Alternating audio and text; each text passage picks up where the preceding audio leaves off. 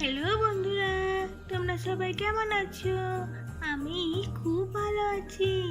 আমি আমার একটি নতুন মজার গল্প নিয়ে তোমাদের কাছে চলে এসেছি। গল্পটি যদি তোমাদের ভালো লেগে থাকে তাহলে অবশ্যই একটি লাইক করে দেবে। তাহলে চলো বন্ধুরা, আজকের গল্পে কি হয় দেখা যাক। চলে এসো বন্ধুরা। বন্ধুরা, এটা হলো মাহিদের বাড়ি। আর মাহিদের ঘরে এখন কেউ নেই। তাহলে চলো বন্ধুরা, আজকের গল্পে কি হয় দেখা যাক। বাপরে বাপ, খাওয়া দাওয়াগুলো মিটলো। এবার যাই, ঘরে দেখি কে আছে। এ কি, ঘরে তো কেউ নেই। কোথায় গেল সব? খাওয়া দাওয়া সেরে কি তাহলে ঘরের মধ্যে কেউ ঢোকেনি? থাক, ঘরে না থাকাই ভালো। এখন যাই, আমি এবার জামা কাপড়গুলো সব আলমারিতে ঢুকিয়ে রাখি। একটাও মেয়েটা কথা শোনে না। আলমারিতে জামা কাপড়গুলো ঢোকাবো, কিন্তু কিছুতেই ঢোকাতে দিচ্ছে না। কি যে আছে আলমারির মধ্যে কে জানে। যাই, তাড়াতাড়ি করে ঢুকিয়ে রাখি জামা কাপড়গুলো, না হলে তো নোংরা হয়ে যাচ্ছে। এই তো ঢোকানো হয়ে গেল জামা কাপড়গুলো।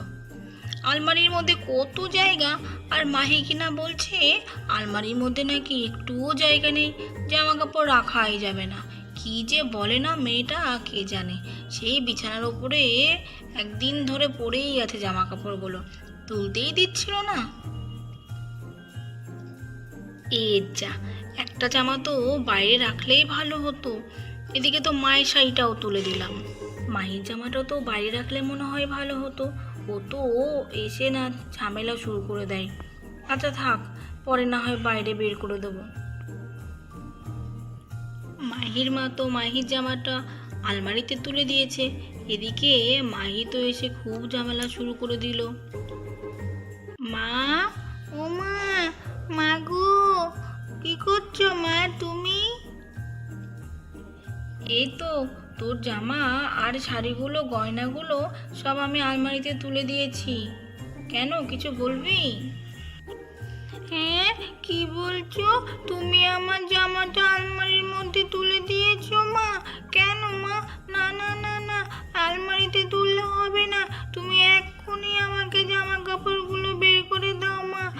আমি তো বললাম তোমাকে যে আমি জামাটা পরে সবাইকে দেখাবো, কিন্তু মা তুমি তো জামাটা এখনই তুলে দিলে। হবে না হবে না, তাড়াতাড়ি করে দাও, জামাটা আমাকে বের করে দাও। এই রে, যা ভেবেছি তাই হলো। মাই তো খুব ঝামেলা শুরু করে দিল। কি করে বোঝাই, কি করি এখন? আহা মাহি, এরকম করে না সোনা। তুমি কখন পরবে জামাটা বলো না, আমি তোমাকে তখনই বের করে দেবো। আমি তো জামাটা এখনই পরবো মা, তুমি আমাকে না বলেই জামাটা তুলে দিয়েছো কেন? একদম ঠিক করনি কিন্তু মা। তুমি তাড়াতাড়ি আমাকে জামাটা দাও মা, তাড়াতাড়ি দাও, এক্ষুনি দাও মা। জামাটা এক্ষুনি নেবে বলে মাহি তো খুব ঝামেলা শুরু করে দিল রূপার কাছে। এদিকে রূপা তো আবার রেগে গেল। এ কি মাহি, এত কান্নাকাটি করার কি আছে? আমি তো বারবার করে বলছি তোমাকে যে তুমি যখন জামাটা নেবে আমি তোমাকে তখনই জামাটা দিয়ে দেবো। তাই এত কান্নাকাটি করার তো কিচ্ছু হয়নি। আচ্ছা ঠিক আছে, তুই এখানে দাঁড়া, আমি এক্ষুনি জামাটা বের করে দিচ্ছি। ঠিক আছে দাঁড়া, বালিশের তলা থেকে চাবিটাকে নিই, তারপর তোকে আমি এক্ষুনি জামাটা বের করে দিচ্ছি। দাঁড়া, এই তো। বাবারে বাবা, মেয়ের যা ঝামেলা, কি বলবো।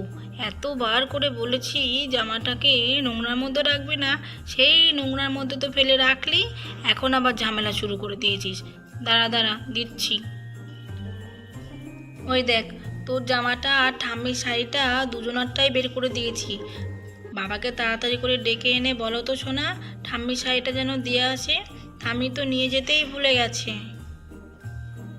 আচ্ছা ঠিক আছে মা, ঠিক আছে, আমি বাবাকে এক্ষুনি ডাকছি।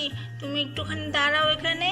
বাবা, ও বাবা, বাবা গো, তাড়াতাড়ি এসো, মা তোমাকে ডাকছে। মাহি মোহনকে ডাকতেই মোহন তো ঘরে চলে আসলো। কি হয়েছে মাইসোনা, কি হচ্ছে? এত চিৎকার চেঁচামেচি কেন? কিছু বলছো নাকি মাইসোনা? হ্যাঁ বাবা, মা বলছিল শাড়িটা ঠাম্মিকে দিয়ে আসতে। বাবা তুমি তাড়াতাড়ি করে ঠাম্মির শাড়িটা দিয়ে এসো তো বাবা। ঠাম্মির শাড়িটা আর আমার জামাটা জানো তো বাবা, মা আলমারির মধ্যে ঢুকিয়ে রেখে দিয়েছিল আমাকে না জানিয়ে, জানো তো বাবা। আরে মাইসোনা, এই ব্যাপার নাকি? তো কি হয়েছে? শাড়ি আর জামাটা তো ভিতরে থাকলেই তো পরিষ্কার পরিচ্ছন্ন থাকবে, একটুও নোংরা হবে না। ভালোই তো করেছিল মা।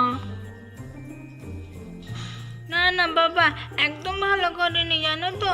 আমি তো মাকে বলেইছিলাম আমি জামাটা পরবো, আর দেখো না মা ঢুকিয়ে রেখে দিয়েছিল।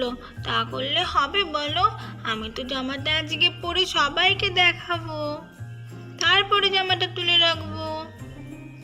আচ্ছা আচ্ছা, বেশ, হয়েছে হয়েছে। নে, জামাটা তো আমি বার করেই দিয়েছি, তাহলে আবার এত বাবাকে বলার কি আছে? আচ্ছা আচ্ছা, ঠিক আছে মাইসোনা, এবার তাহলে তুমি জামাটা পরো, আমি ঠাম্মিকে শাড়িটা দিয়ে আসি, কেমন? তারপর তুমি সবাইকে জামাটা দেখিও, কেমন? দাও রূপা, দাও শাড়িটা, দাও আমার হাতে দাও। আর না না, দাঁড়াও, থাক থাক, আমি নিয়ে নিচ্ছি। দাঁড়াও, তুমি যাও রূপা, কাজে চলে যাও, আমি নিয়ে নিচ্ছি। সে না হয় হাতে দেব, কিন্তু তুমি দেবে কাকে বলো? মা তো এখন ঘরেই নেই, আর ঘরে না থাকলে তুমি কাকে দেবে বলো? মা আগে ঘরে আসুক, তারপর মাকে না হয় দিয়ে আসবে। ওই দেখো, মা এখন ঘরেই নেই, দেখেছো তো? মার ঘর পুরো ফাঁকা। মা নিশ্চয়ই রান্নাঘরে আবার কাজ করতে লেগে গেছে। কতবার করে বলি, মা বয়স হচ্ছে, একটু কাজকর্ম এবার কম করবেন। তা কি আমার কথা শুনবে? আমার কথা কেউ শোনে না। মা তুমি যে কি কথা বলো না, তোমার কথা তোমার সবাই শোনে। ঠাম্মি শোনে, আমি শুনি, বাবা শোনে, সবাই শোনে। তাহলে তুমি শুধু শুধুই রাগ করো। ঠিক আছে মা, আমি তাহলে এইবার জামাটা একটু পরি, হ্যাঁ? তারপর জামাটা পরে সবাইকে একটু দেখিয়ে আসি। না না, এখন জামা টামা পরার কোনো দরকার নেই। তাড়াতাড়ি করে আগে স্নান টান করে নাও, তারপর জামা টামা পরবে, কেমন? হ্যাঁ হ্যাঁ মাইসোনা, মা তো একদম ঠিক কথা বলেছে। আগে তুমি স্নান করে নাও, তারপর তুমি জামাটা পরে সবাইকে দেখিও, কেমন?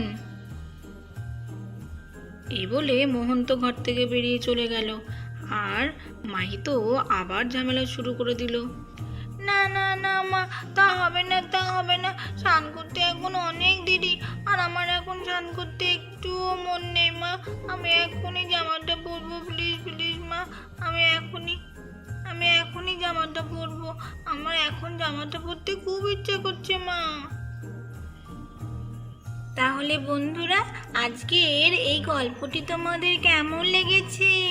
গল্পটি যদি তোমাদের ভালো লেগে থাকে তাহলে অবশ্যই একটা লাইক করে দিও।